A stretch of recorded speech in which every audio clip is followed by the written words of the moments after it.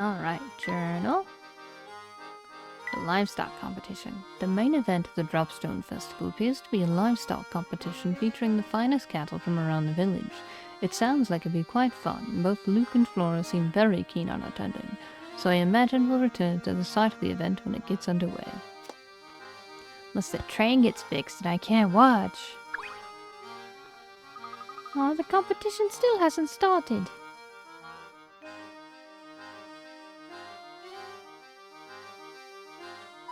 Aha. Those cow balloons certainly are something else. No, sorry, I wasn't trying to... I wanted to click the cow. Sorry, what?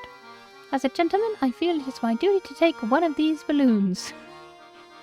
I'll be confiscating that suspicious balloon now, thank you. And he floats away with the cow balloon.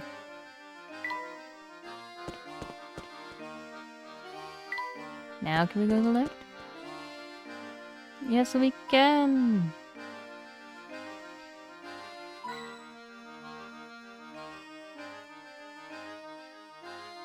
House.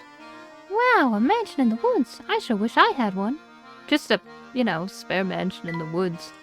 That must be a farm. I wonder if the cows are out grazing now. Hello, sir. I never forget a face, and I don't know any of yours. You must be from the Momentary Express. Parcel. Since you're new to town, let me clue you in on a few key facts about Dropstone. I know you're interested, so don't act all bashful and reserved on my account.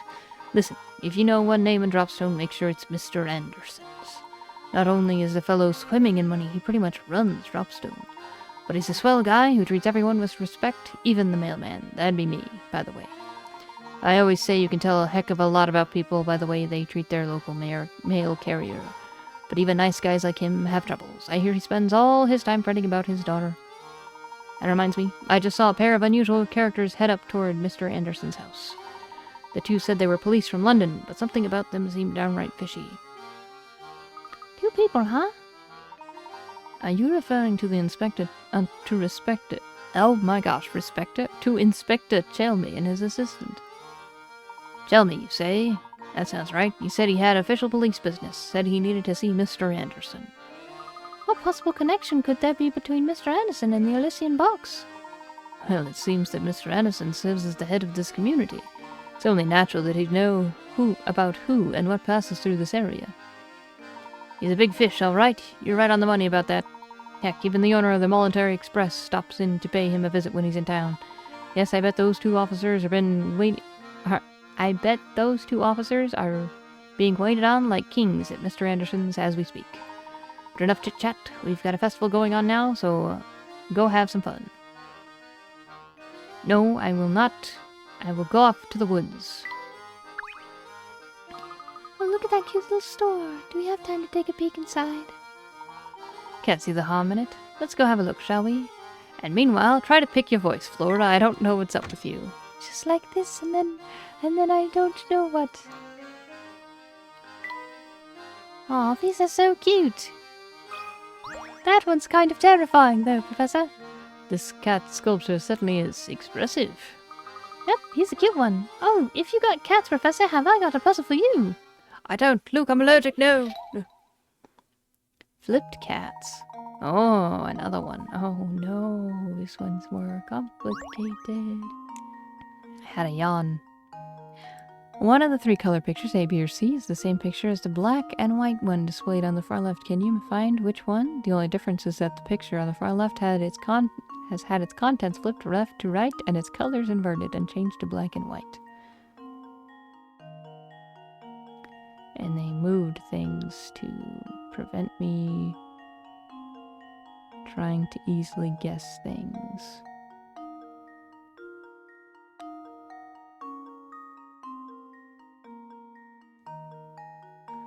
Okay, C is out because the background ribbon border thing is too thin. Oh, I see it. So the eyelashes on the top cat, the left one are short eyelashes. So we want the one with the long eyelashes, which is B. This should do the trick. Yeah, that was a tough one. A true gentleman leaves no puzzle unsolved. Good eye. B is the picture you're looking for. The other two pictures are identical, save for the cat's eyebrows in A and the pattern of the lines in the background in C. Yes, indeed. You always make it look so easy.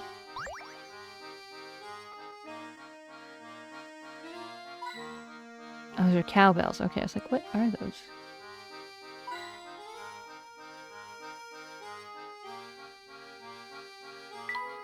This is quite the variety of paints.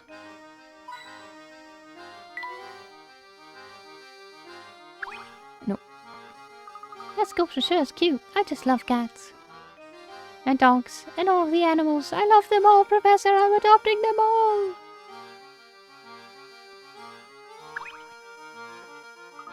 Greetings. I don't think I've seen you around these parts before. May I ask your name? Of course, I'm Herschel Layton, Professor of Archaeology at Gressenheller University. Charmed, sir. Welcome to Dropstone, Professor Layton. My name is Dorothea, and I am a maid at the service of the Anderson family. Tell me, what brings you to our humble village? My companions and I are after an artifact known as the Elysian Box. Have you heard of it before? Can't say that I have. But the Master is quite knowledgeable about curiosities such as that. Master, madam?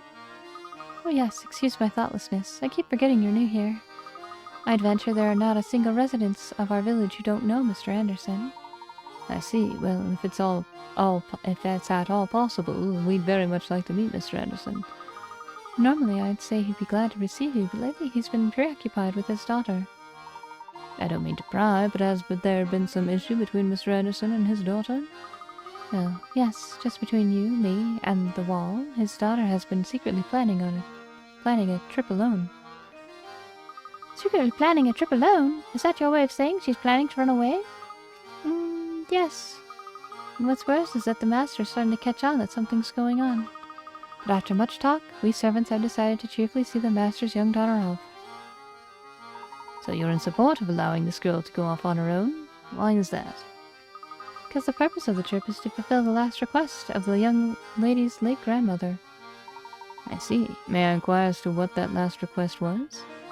Well, I myself have only heard scraps of the story from other people, so I can't say much. But whatever the request, it's one that the young mistress seems to feel is extremely important. Oh, look at that. Here I am, gossiping away when there's supper to prepare. Please excuse me, Professor Layton. I need to get back to work. Oh, before you go... Rats, she's gone.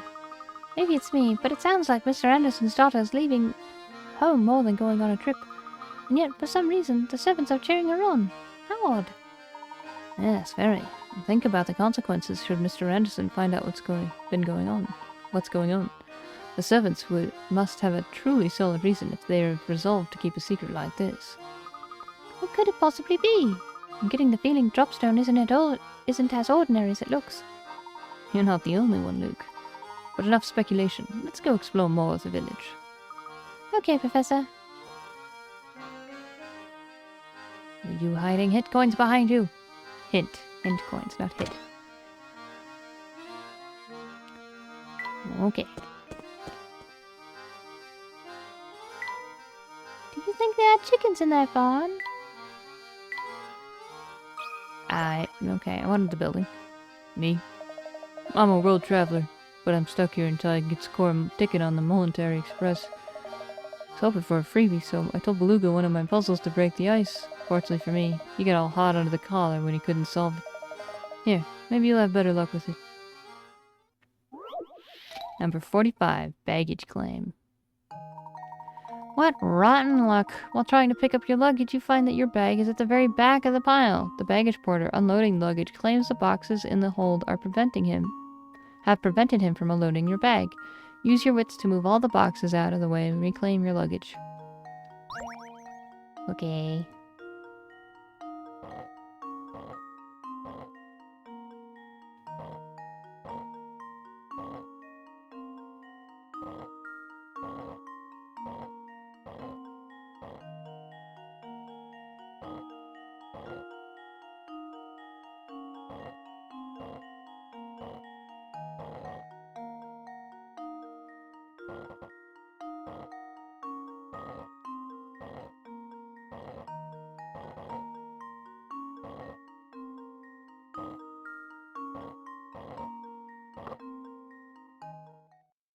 And now to test my theory.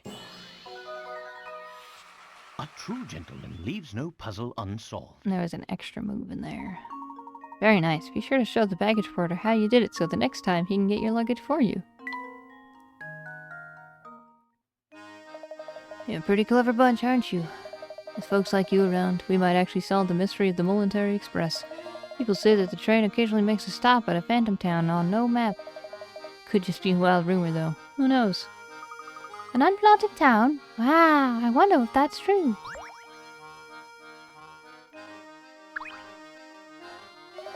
Yep, a ride on the Military Express costs more money than I can scrape together. See, I'm a rambling man. If only I could afford to ramble by luxury train. Oh, the wall's a puzzle. What a cute little farm. Those eyes. Yes, and the weather is so nice that even the animals grazing in the field seem to be in a good mood. This seems like the perfect time for a short puzzle. See if you can solve this one. Number 38, Moving Day. Oh no. You have 4 horses, all of which travel at different speeds. In traveling from point A to point B, these horses take 1, 2, 4, and 6 hours respectively. One day you decide to move all your horses from point A to point B. However, you can only move a maximum of 2 horses at a time, and you need to ride a horse back to point A each time you return to move your other horses. Knowing you can only move as fast as the slowest horse you are traveling with, what's the fewest number of hours it will take to complete your move?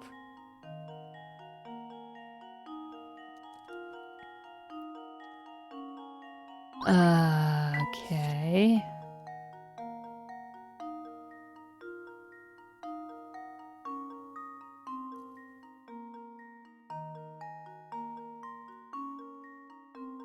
Okay. So it'd be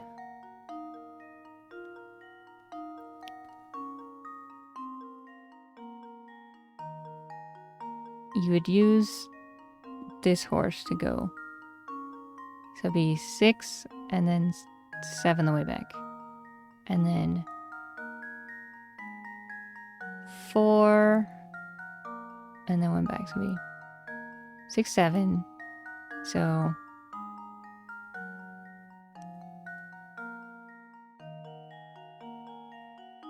and then plus 1, because you would just... Actually, hang on. No, you wouldn't need this one, because you just stay with the last horse. So you'd be like...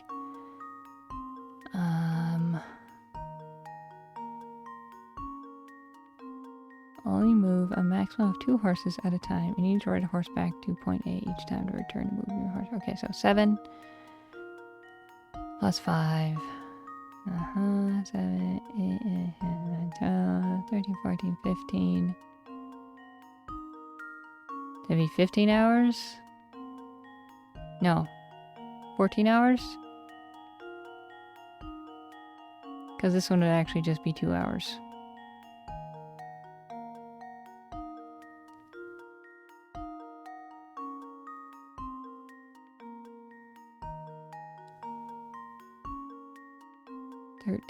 No. 7, 8, 9, 10, 11, 12, 13, 14? Be 14 hours?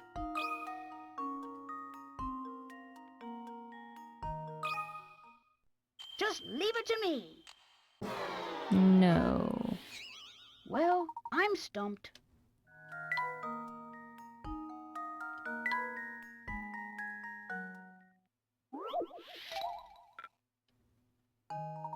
Okay, let's just take it from the top.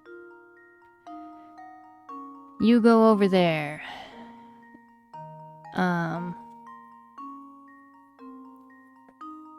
With the fast horse and the slow horse.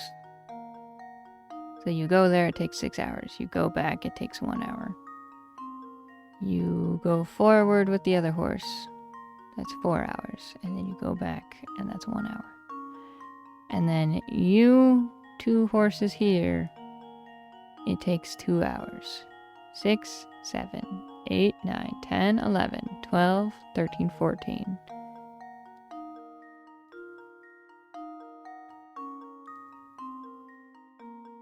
How is this not right?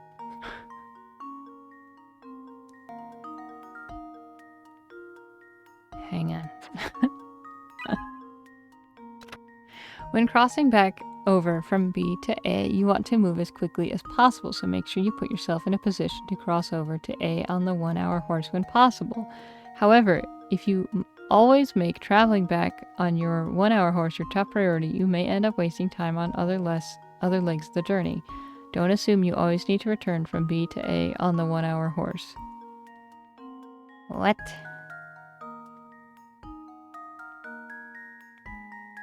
Are you just talking about the return trip? I already factored that one in.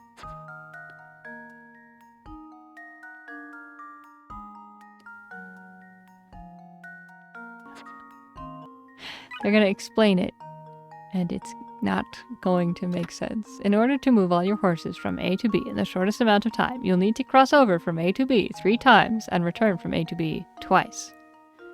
How do you make the most effective use of this limited number of crossings? What do you mean? You gotta go 5. Saying 3 and then 2? Go back. Go back. Go. So you go with 6, and you go with 1.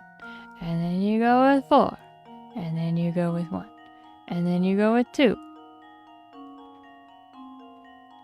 How is it not 14? How is it not 14? Please explain. First, bring your 1-hour and 2-hour horses over to B. Then return to A on your 1-hour horse. Now, bring your 4 and 6-hour horse over to B and return to A on your 2-hour horse. This method minimizes the overall amount of time necessary to move all your horses to point B. No, we got it. So you go your 6 and 2-hour horse?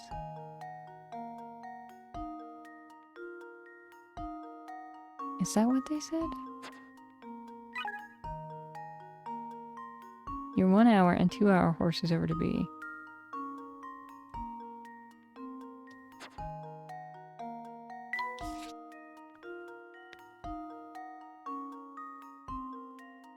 So that's 3.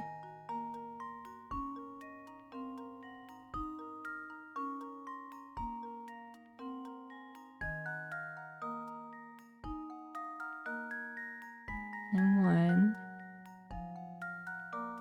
And 6.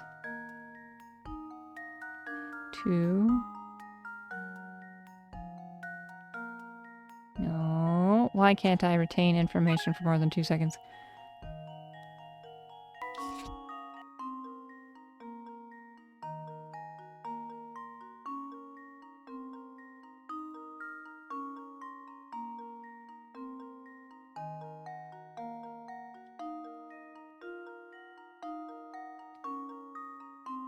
Isn't this 14 still? Why can't I count?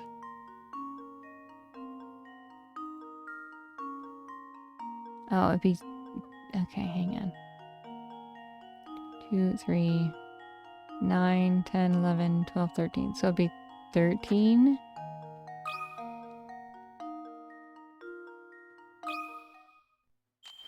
Let's see if this works. That was almost too easy. You save 1 hour.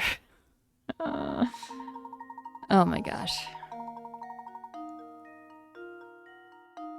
I mean, yeah. It works.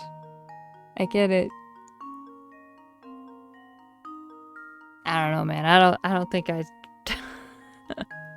have just done it the lazy way and just, lost an hour. That's right. To start, take your 1 and 2-hour horses and ride your 1-hour horseback. Next, ride out your ride out on your 4 and 6 hour horses, and return on your 2-hour horse. At this point, you've been moving horses for 11 hours, 3 in the first excursion and 8 in the next.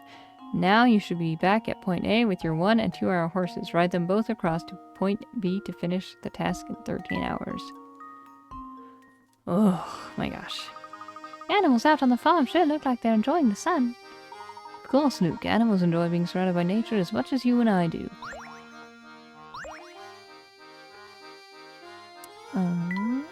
Mansion seems big from far away, but it's massive up close. Hint coins in the trees.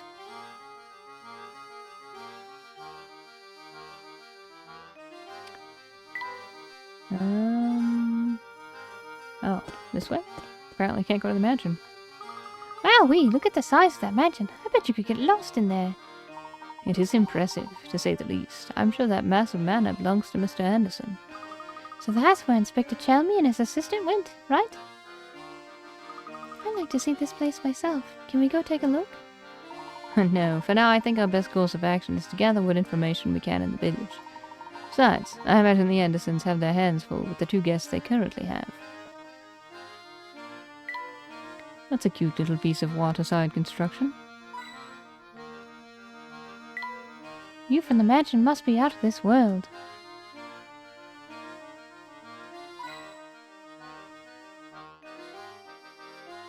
Nothing about the reflection? Oh, haha! Hag! Hag! That should do it. Good afternoon. What are you doing there, sir?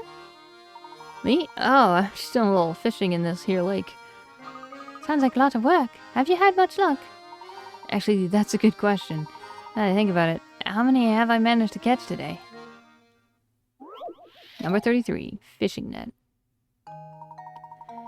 You've cast a large net out in a pond to catch some fish. Every part of the net is in the water except for the 2 ends, which you're holding in your hands, as shown below. The pond surface is small, but it's actually wider underwater, so parts of your sunken net aren't visible from the surface. Assuming that there are no tears in the net and that its rim is constructed of a single length of rope that ends on the shore, how many of the fish visible in the pond will you snare when you pull the net back up?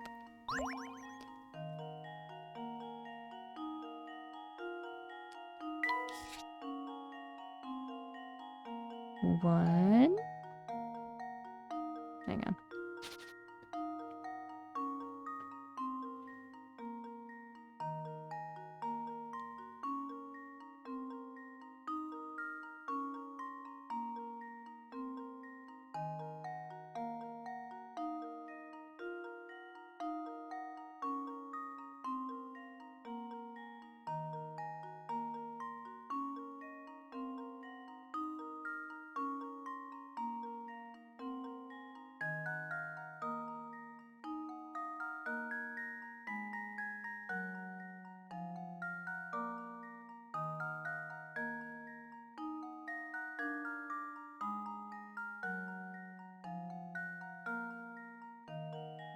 One, 2, 3, 4, 5, 6.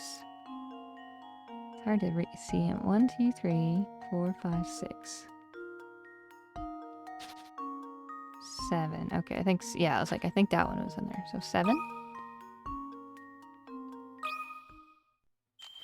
Let's see if this works. Yeah. That was almost too easy. That's right. To solve this puzzle, you need to imagine how the unseen parts of the net connect, which should look something like the illustration above. As you can see, the net will catch a total of 7 fish. Woohoo, what a haul! Tonight I feast like a king.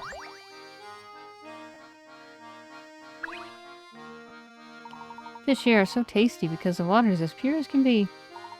If I keep catching fish at this rate, I'm set for breakfast, lunch, and dinner.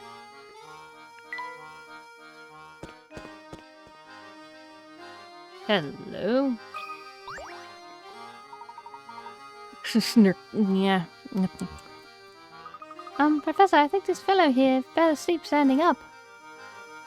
Judging by his uniform, he must be a security guard. I wonder how his employer feels about his nap. Perimeter to secure. Please confirm identity by solving this puzzle. Number 44, Tangled Ropes. 3 rope loops are tangled together with a single red rope. If you were to pull both ends of the red rope, a single knot would form in the middle.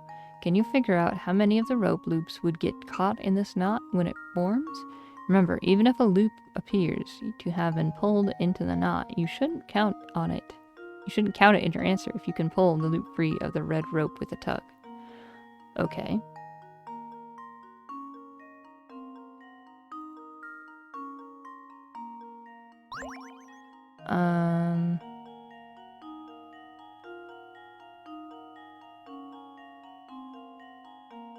Okay, teal's stuck.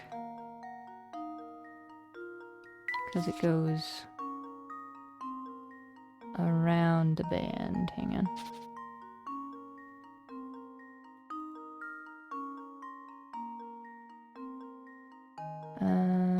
Blue is out though, because it's on the outer side of things. It's fine.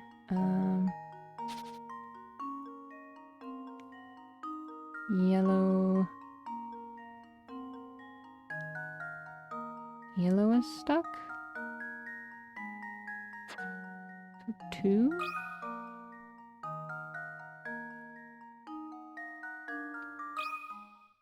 Consider this puzzle solved. I'm wrong. Oh, my.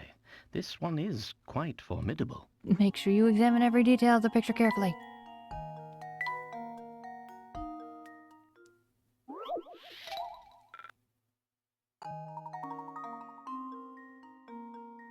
Okay, so you take the teal off. That's free. That's gone. And then I think because of that, you're free to take the orange off and the blue. Okay, so 0. This should do the trick. I'm blind. And there we have it. Good thinking. Not a single loop will become truly entangled in the knot that forms. When you pull the red rope and form a knot, one loop will fall away and the other 2 will hang from the red rope, free of the knot. Correct answer confirmed. Well done, sir. He must be some kind of mad puzzle genius to be able to talk about them in his sleep. Yeah. Chelmy, old boy, how you doing? Oh, it's Inspector Chelmy. Look who it is. Hello, Inspector. Are you returning from the Anderson estate? I don't know where you get your information, Layton, but you're as sly as a fox. As a matter of fact, I was just there, but the servants said Mr. Anderson himself wasn't home. They said that bloke is off presiding over some livestock competition. A likely story, I'm sure. I'm curious. What connection do you see between Mr. Anderson and the case you're investigating? Not that it's any of your business, but perhaps you can be of help. Heard rumors the bloke had tried to find this Elysium box in the past, so I went to talk to him. But when I got to the house, his butler told me he wasn't home, and that I should leave. Can you believe it? I bet you a tenner he was just pretending to be out. Went out of my way to see the man. The least he could do was offer me a proper cup of coffee. But why would Mr. Anderson be interested in the Elysium box in the first place? It's anyone's guess, Luke. We won't know more until we can ask him in person. I guess we better head over to the livestock competition that Mr. Anderson is judging. Fine, let that blasted bloke judge his precious livestock competition then. I won't be there. As far as I'm concerned, the whole thing is a frivolous distraction for the rich. Speaking of which, I can only assume his obsession with the box stems from the excessive time and money on his hands. If you see anything that might help this investigation, report it to me straight away, you hear? I'm always happy to cooperate, Inspector. Now, please excuse us. Sir, off you go. Come along, Barton, we've work to do. Oh, okie dokie, sir. Alright, we better hurry back to the competition grounds. Professor Luke and Flora decide to return to the site of the livestock competition. But first, they save.